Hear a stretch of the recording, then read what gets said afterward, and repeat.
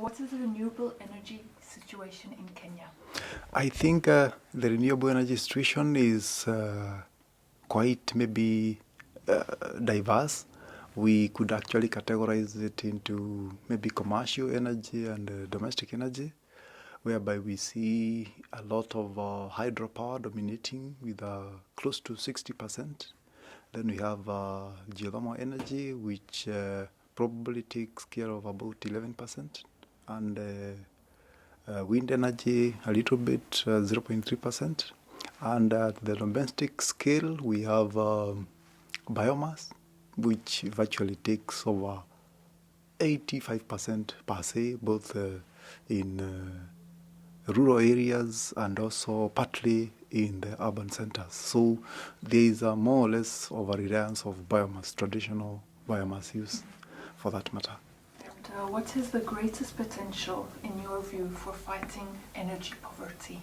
The potential for fighting the energy poverty, especially in rural areas, is actually to improve on the agricultural production, and also look at how we can be able to optimize land for biomass and diversify the rural energy mix by trying to use agriculturally based waste for energy production, and also attempt to focus on potential biofuels which could be implemented to curb the problem of use or over-reliance of firewood and charcoal, for that matter. Yeah. Yes. And Kenya is often cited as having a huge potential for biofuel production. Could you tell us more about that? Yeah, it is true that when you look at Kenya, people say it has a greater potential for biofuels, but this is based on the promise that biofuels are designed to use land which is not suitable for agriculture. But Kenya has only 16% which is agriculturally viable. So the rest of 84% makes it appear like a suitable place to grow biofuels. But to the contrary, you find that biofuels still are not able to survive these adverse weather conditions in the arid areas, and therefore there is the potential of encroaching to the little that is available there for agriculture. So I should say that the situation whereby people are talking of biomass or biofuels being able to survive in the dry areas is not actually tested. So there's a contradiction on what is possible in dry areas and what can and where actually biofuels can be able to survive. Yeah. Could you tell us something about the Dakacha? Okay, Dakacha is, let's say it's near the north coast, where the main river, that is the River Tana, drains into the Indian Ocean. So the Dakacha woodland is in the auspices of the Tana River Delta, and there has been quite a number of projects. One of them has been on the sugarcane establishment by the Mumia Sugar and Talda, the Tana and Athi River Development Authority, which attempts to optimize use of the delta. Then we also have seen foreign companies, possibly one Italian-based, which they are calling Kenya Biofuels Foundation, I think, and a Canadian company who have the intention of growing biofuel along the same delta. This delta is home to indigenous people who are partly fishermen and farmers, and this region supports their existence for per se. We also have pastoralists surrounding the same area who rely on the same delta for water and for the animals and pasture during the droughts. So the issue of acquiring huge pieces of land for growing of biofuels compromises the biodiversity in the culture, because it is also home for several species of birds, over 200 species of birds, and several species of medicinal, high-value plants and wood for the local population. So it brings a contradiction that when we talk of conserving the environment, conserving or rather the social richness of the people, the establishment of these biofuels tries to compromise that in that manner. Yeah. There was a big campaign against the Italian firm. Yeah. Could you talk about this campaign? I think the Italian company, when it came in, it was actually the approval system, maybe it was not very clear to the people, and there were a lot of questions by people, by scientists, by environmentalists onto the viability of this project by the Italian company on how to grow biofuels and cut down trees, clear huge farms of land. And several NGOs and civil society, environmentalists, tried to mobilize the local people to inform them of the situation. And I think it was still also instigated by the local people, as some people were bound to be displaced by this establishment. And therefore, the outcry of the local people reached the ears of civil society groups, who mobilized them to actually fight for their right, which is actually true. And the impact has basically seen some of the environmental legislation, like the National Environmental Management Authority, the local authorities, trying to rethink this issue, and instead of allocating the 50,000 hectares, the Italian was given about 20%, which was about 10,000 acres, as a pilot to actually prove that this biodiesel plantation would actually be beneficial to the people and also be beneficial to the environment. But we are yet to see whether this is actually true and whether they are going to ever have, or rather reap any benefits from that. Yeah. What do you think could happen to this pilot project? Possibly, I probably don't think, in my opinion, whether the gains that will be associated with this project could in any way replace the cleared land, because, for instance, what these surrounding areas is supporting cannot be compared to this plantation. And for that, on the other hand, is that you realize that this product that is being produced from this area is not meant for local consumption, and therefore it is not likely to help the local people or improve the welfare of the local people. So I don't see it being approved for the full required land. I don't see it going beyond the pilot myself personally, because these are very high biodiversity area in our own assessment. Yes.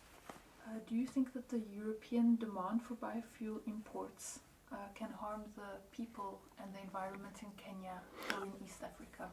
The demand for biofuels by the European countries, of course, it is going to harm the local people.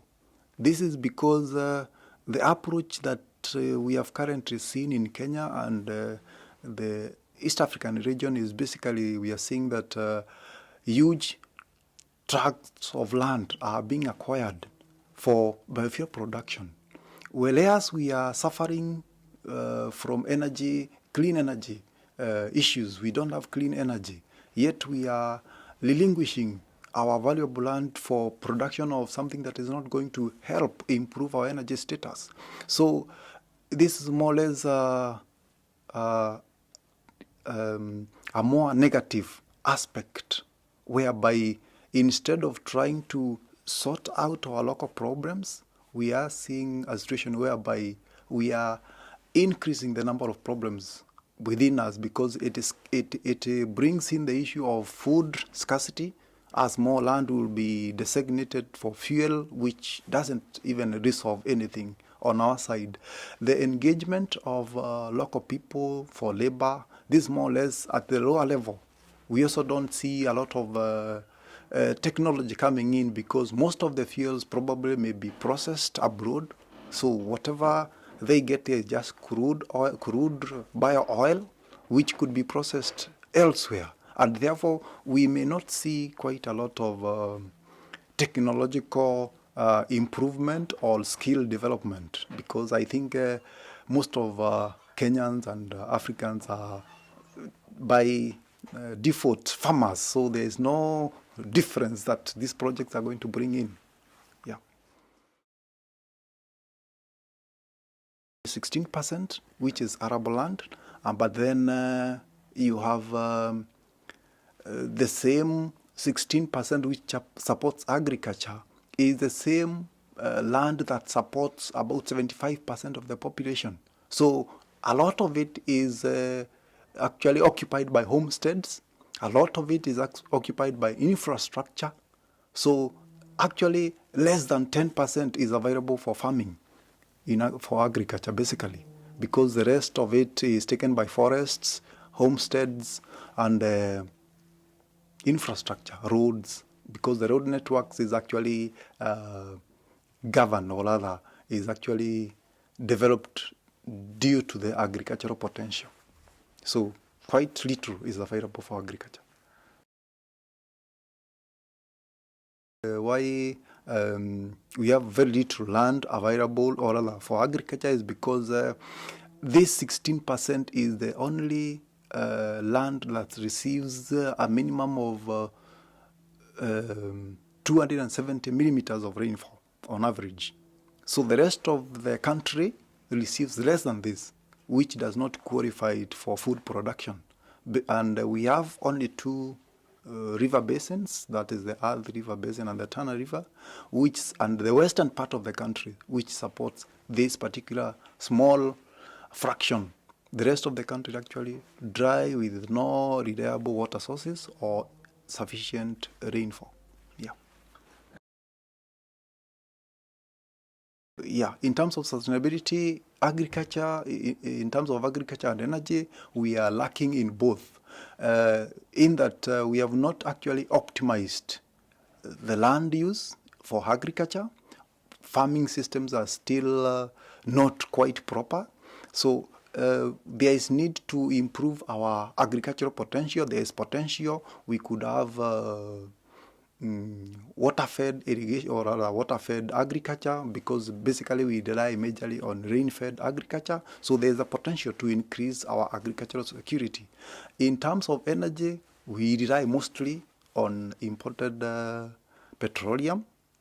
Hydropower is being affected by these weather or climate changes, so it is still not reliable.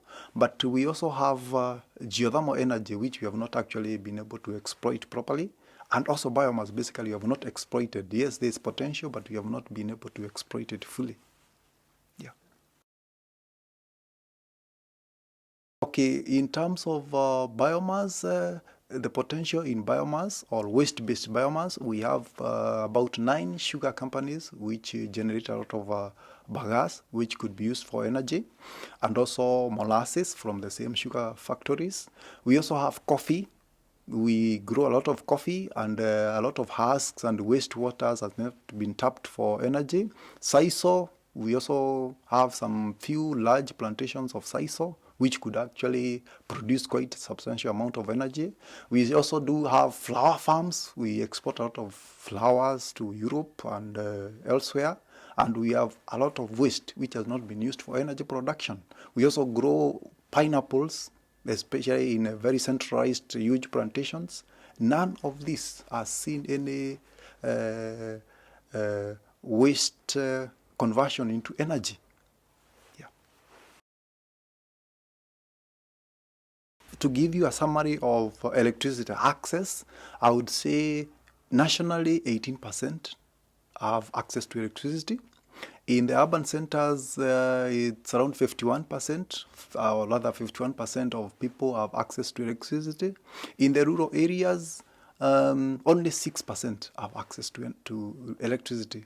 The rest of the population in the rural areas depend on firewood, charcoal, and kerosene for the lamps or lanterns, which they normally light their homes with. I would say that in terms of population distribution, majority of Kenyans are in the rural areas. Out of the 41 million estimates of the year 2011, more than, let's say, 55% live in the rural areas. Others live in the cities and other major towns. And therefore, we have seen a lot of proliferation of people in the towns and cities, whereby because of lack of proper employment, we have seen growth of slums. And this stresses also the issue of energy, because the people in the slums are no different from those in the rural areas, because they share the same problems of energy access or poor access to energy. The biggest environmental concerns in Kenya is probably one of them is waste management. We have a big problem with waste because we don't have structures that are able to take care of waste. A lot of waste drains into the main rivers, and therefore much of the rivers, or many of the rivers, have been polluted with a lot of waste. And this is because of population growth and lack of infrastructure, basically, to monitor or even to control this waste. That's the biggest challenge in terms of environment concerns. Yeah. So I wouldn't say that waste is the only problem, because out of waste you also have other problems that are associated with waste, especially like water, access to clean water, sanitation, and hygiene, diseases. So all these come as a result of lack of proper environmental structures. The use of waste or human waste for energy production, there is a greater potential because, of course, it is driven by population, and most of the slums and local communities basically use communal sanitation facilities.